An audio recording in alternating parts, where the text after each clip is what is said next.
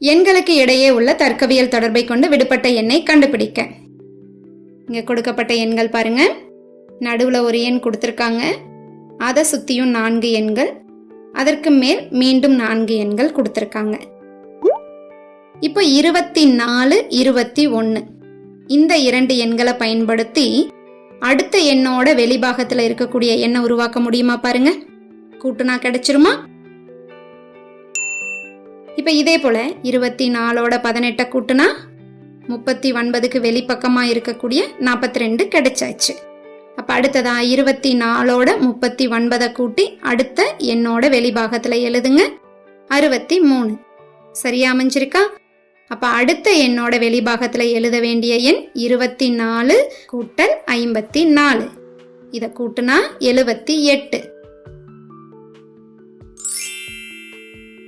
அப்ப சரியான பதில் ஆப்ஷன் சி 78.